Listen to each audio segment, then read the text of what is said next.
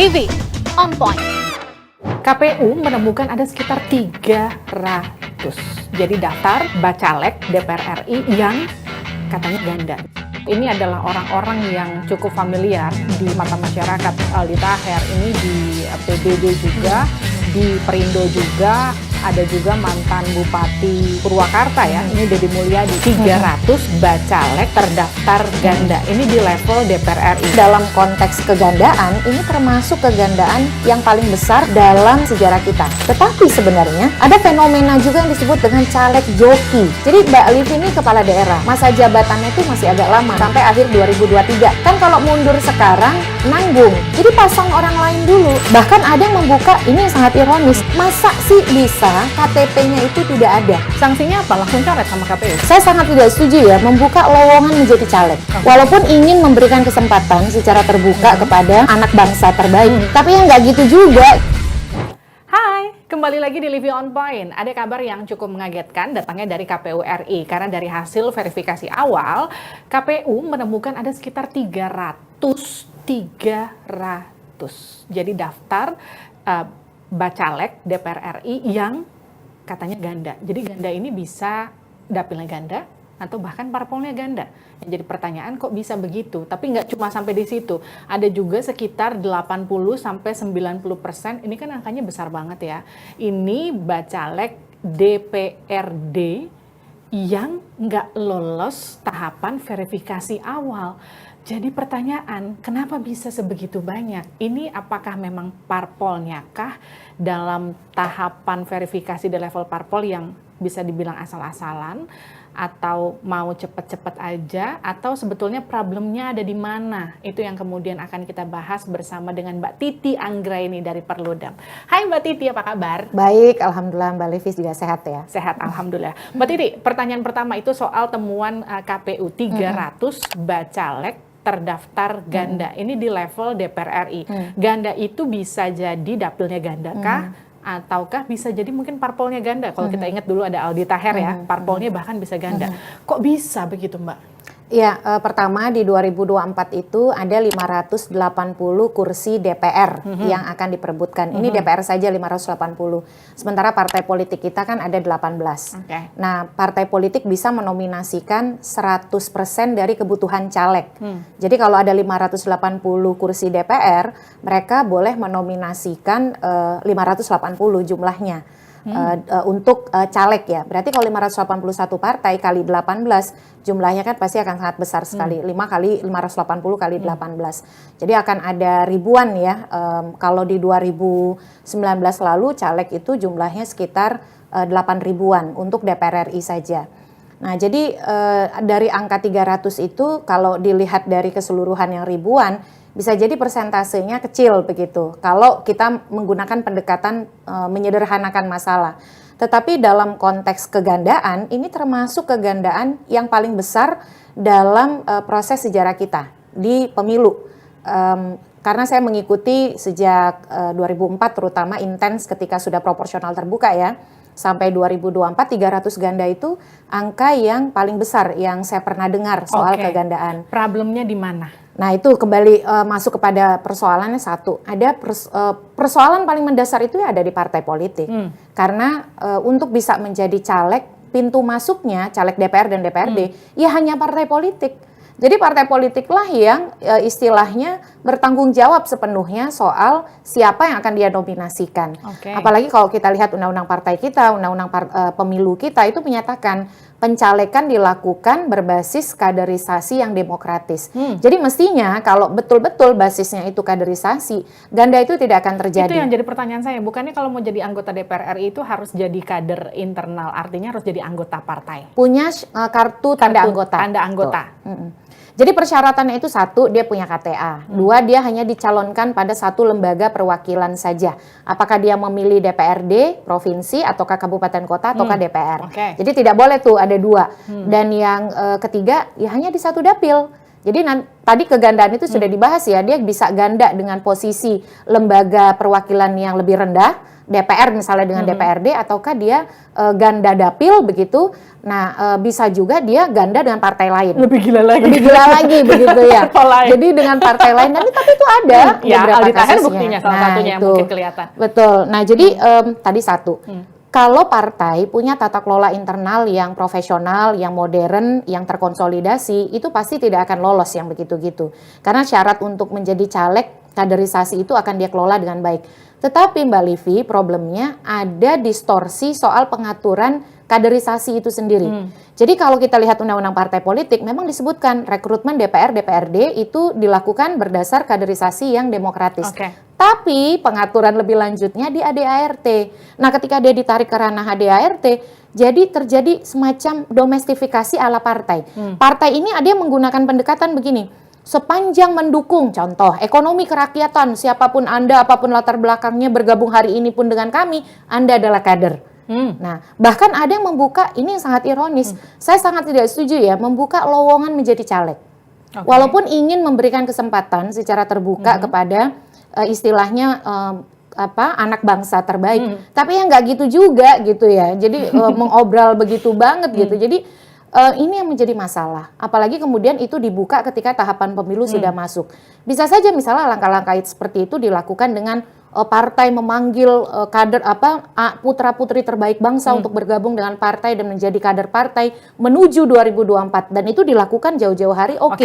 Tapi kalau ini tidak, jadi betul-betul instan. Semacam seolah-olah merekrut kader untuk menjadi caleg itu seperti rekrut pekerjaan. Ya, ibarat kata yang penting lu punya popularitas ya. Ya. Atau lu punya dana, atau lu punya nyali, paling enggak lu bisa maju. Punya gitu masa. Ya. Punya masa. Masa juga bisa. Nah, kemudian yang jadi pertanyaan gini, mereka taruhlah bisa dikatakan bacalek-bacalek yang bandel begitu, udah daftar ke parpol A, kemudian ke parpol B juga, atau udah level DPR dia daftar, DPRD dia daftar, sanksinya apa? Langsung coret sama KPU atau enggak disuruh milih? Ya, bisa jadi caleg itu ada yang tidak tahu loh. Kan satu, dia pendatang baru di partai. Dia tidak semua orang itu paham sistem politik, sistem kepartaian, sistem pemilu, seperti Mbak Livi yang ngikutin diskusi dengan banyak para politisi senior. Tapi ada orang yang datang diiming-imingi, yang mengiming-imingi tidak satu tapi ada beberapa. Saya menemukan itu. Jadi akhirnya dia mencoba peruntungan kedua-duanya. Karena pendekatannya pragmatis saja. Dikasih kesempatan sama yang A, yang B juga ngasih kesempatan, udahlah coba aja dua-duanya. Jadi konsep soal ideologi, soal kader itu tuh emang nggak ada gitu. Yang penting jadi. Yang penting peluang itu dicoba, apalagi kan dikasih iming-iming ya, angin surga jadi, menjadi pejabat publik, dihormati, dihargai. Jadi ada yang memang juga tidak tahu. Nah, bagaimana terhadap mereka ini? Jadi pendaftaran caleg kan sudah dilakukan 1 sampai 14 Mei. Setelah itu ada verifikasi administrasi. Nah, itulah yang ditemukan, ada yang berkasnya belum lengkap, berkasnya masih kurang atau belum memenuhi syarat bahasanya. Ada yang ganda tadi. Nah, partai ini masih bisa diberi kesempatan untuk memilih. Karena tidak boleh dicalonkan dua. Karena masih menuju... Yang memilih partainya.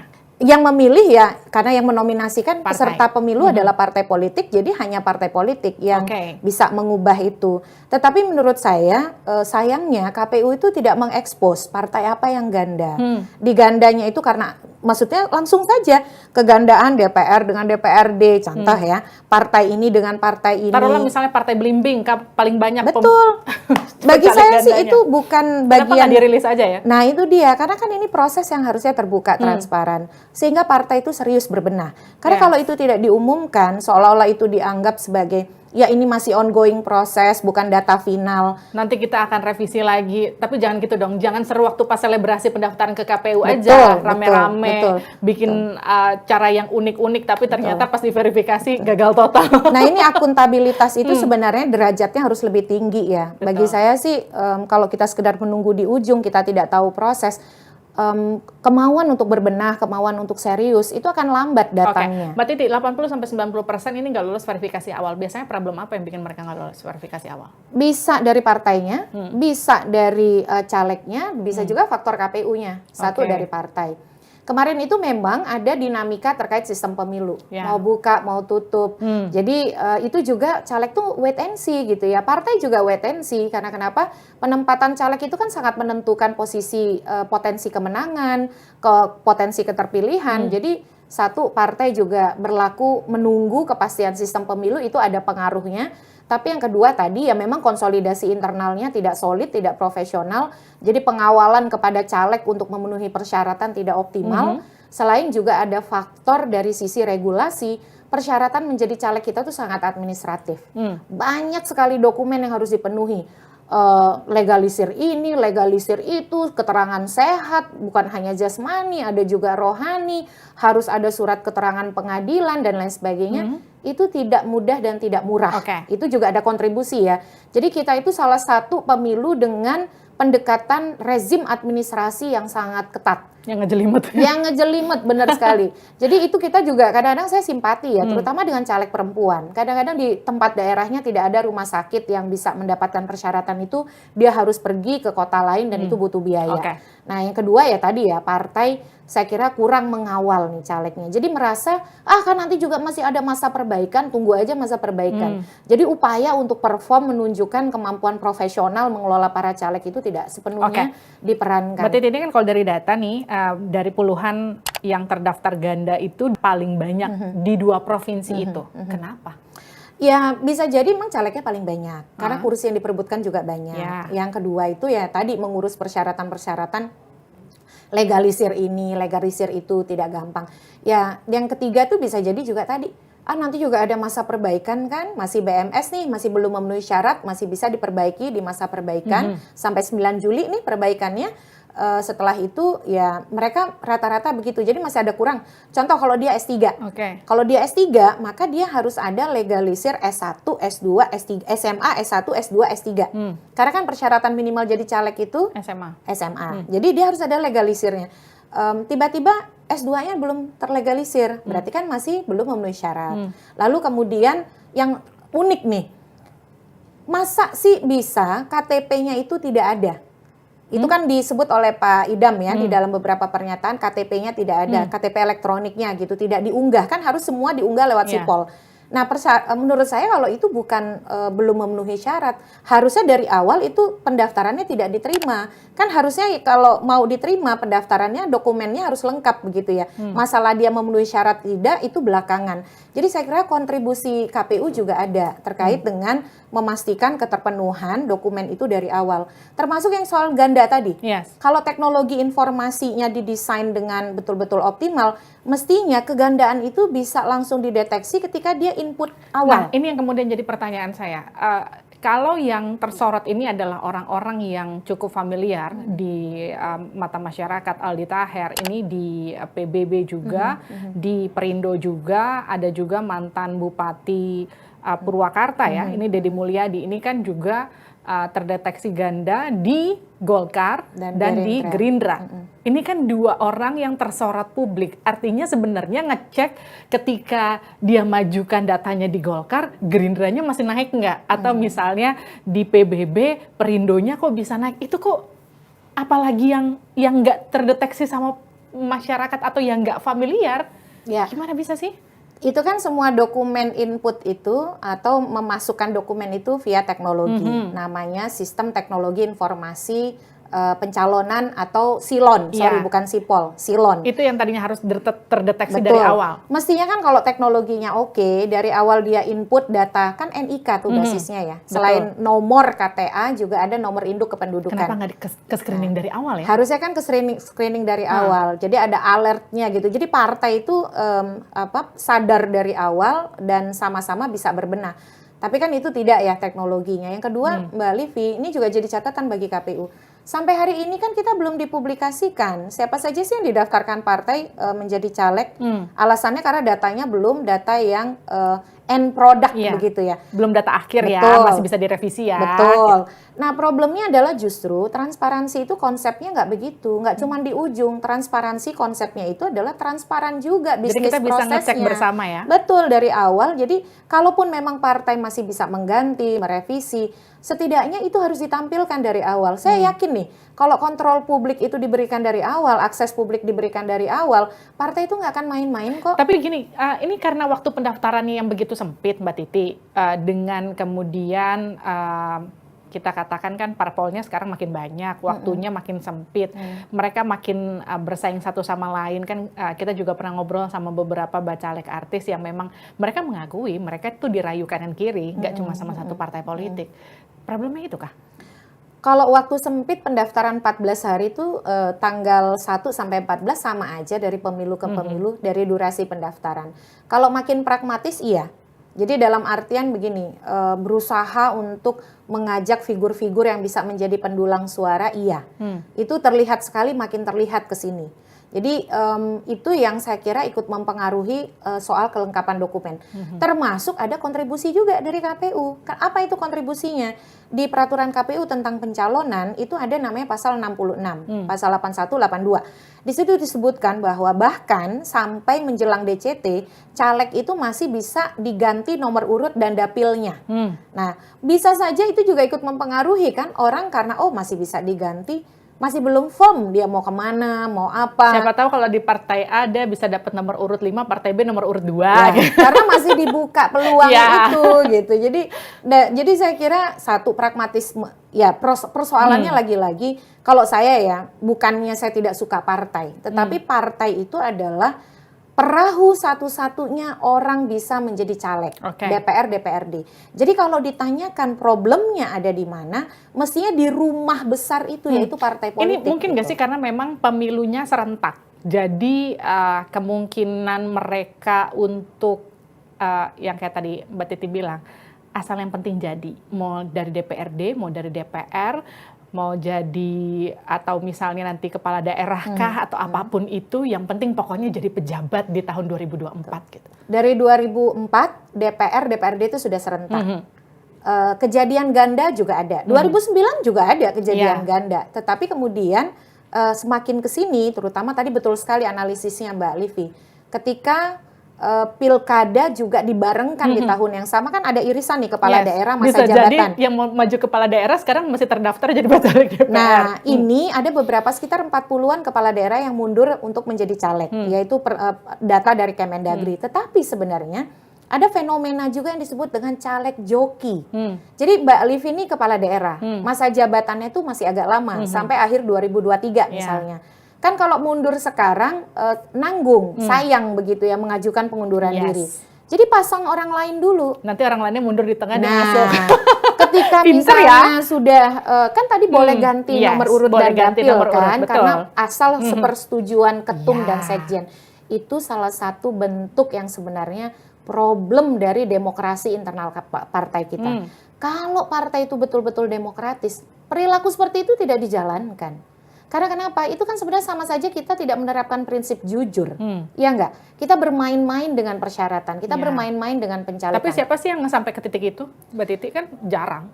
Iya, masalahnya kan kalau kita bicara semua persoalan bangsa kita ini, kalau saya pikir-pikir Mbak Livi ya, ujung-ujungnya di partai juga. Karena kenapa? Mau jadi presiden harus lewat partai, jadi anggota DPR harus lewat partai, DPRD partai. Jadi kalau kita mau membenahi betul-betul masa depan Indonesia, ya partai politik itu harus benar dong. Nah ini dia yang kemudian aku mau singgung soal keterlibatan perempuan, masih soal partai politik dong. Karena di Bacalek tahun ini itu kan, di pemilihan legislatif tahun ini ya, itu kan keterlibatan perempuan itu bukan lagi 30% ke atas, pembulatan ke atas, tapi juga pembulatan ke bawah sekarang. Artinya kan sebetulnya kesempatan perempuan untuk masuk itu kita gak bisa bilang justru semakin diakomodir, tapi justru ruangnya semakin dipersempit begitu. Mbak Titi ngeliatnya gimana Mbak Titi? Nah ini yang kalau boleh mengkritik ya, salah satu kritik keras kepada KPU itu adalah soal pengaturan keterwakilan perempuan. Ini anomali pemilu 2024, kalau boleh kita kata. Anomalinya kok banyak sekali ya. Mudah-mudahan ini tidak membuat teman-teman Livi itu jadi menurun antusiasmenya. Itu yang kemudian jadi pertanyaan. Betul. saya aja mikir gini, wow, pemilunya serentak. Ini kita aja yang mau milih pusing, KPU-nya nggak ikutan pusing. Bener aja, baru awal verifikasinya aja udah berantakan. Iya, nah contoh soal pengaturan keterwakilan perempuan. Undang-undang pemilu kan tidak berubah ya. Undang-undang pemilu tidak berubah, undang-undang pilkada tidak berubah. Harusnya semua praktik baik di pemilu terdahulu kan dipertahankan. Jadi kita itu memang mengenal yang namanya tindakan khusus sementara atau kebijakan afirmasi, kebijakan kuota. Kuota tuh cuma 30% di daftar calon loh. Cuman Yes. di daftar calon untuk perempuan 30%. Bukan yang jadi gitu. Kalau jadi itu kan 30% wajib jadi. Kita nih enggak, baru di pencalonan. Dari 2014, misal contoh Mbak Livi ya. Kalau di suatu dapil itu ada 4 kursi, maka 30% itu kan menghasilkan angka 1,2, Ya. 30% dari 4.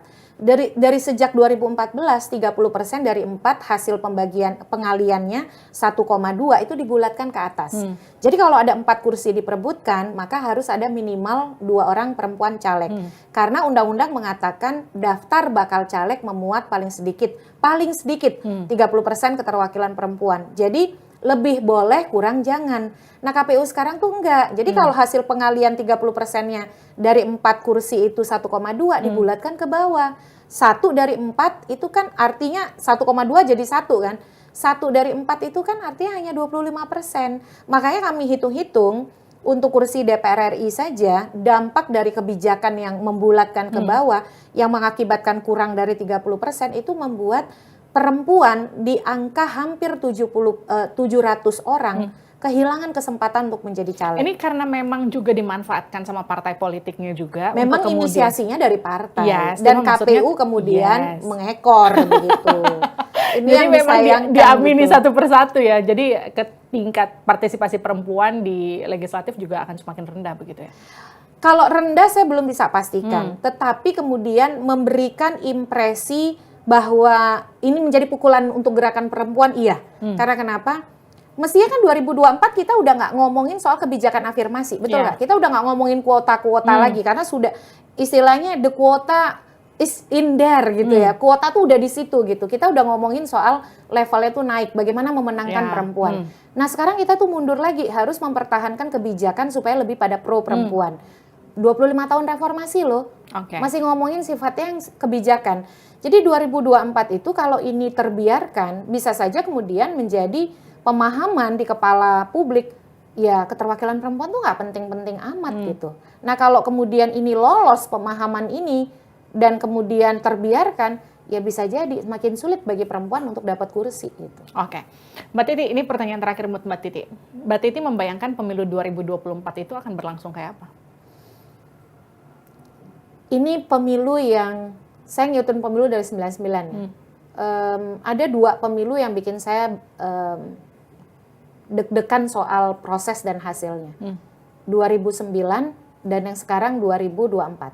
Tapi 2024 adalah pemilu yang paling tidak memberikan kepastian dan keyakinan terhadap proses ataupun kemudian terhadap ujungnya. Kenapa gitu Mbak?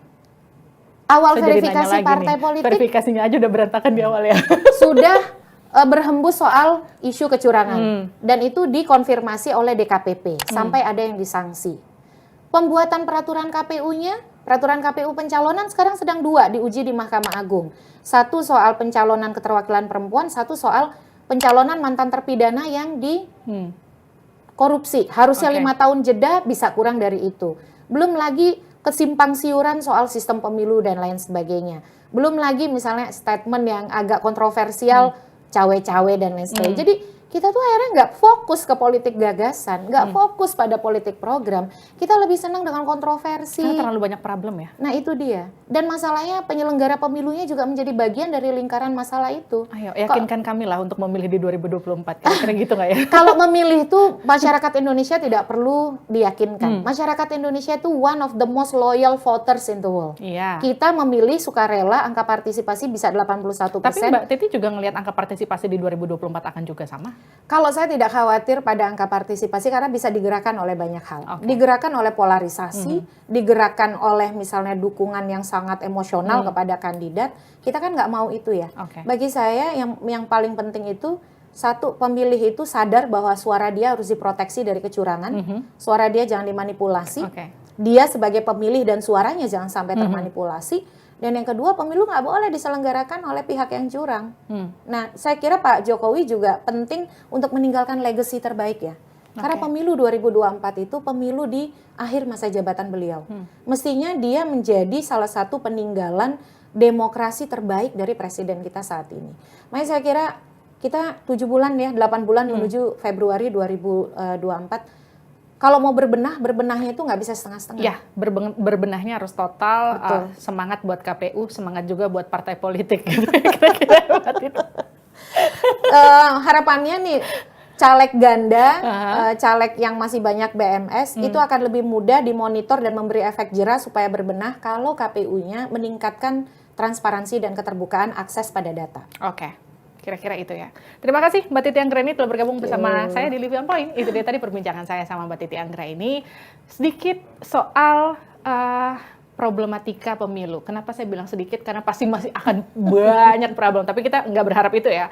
Semoga nanti masalahnya akan selesai satu persatu. Pemilu kita bisa jadi pemilu yang luber dan juga jujur, adil, dan terselenggara dengan aman buat semua masyarakatnya. Saya Liviana Charlisa, kita ketemu lagi di Live On Point selanjutnya. Sampai jumpa.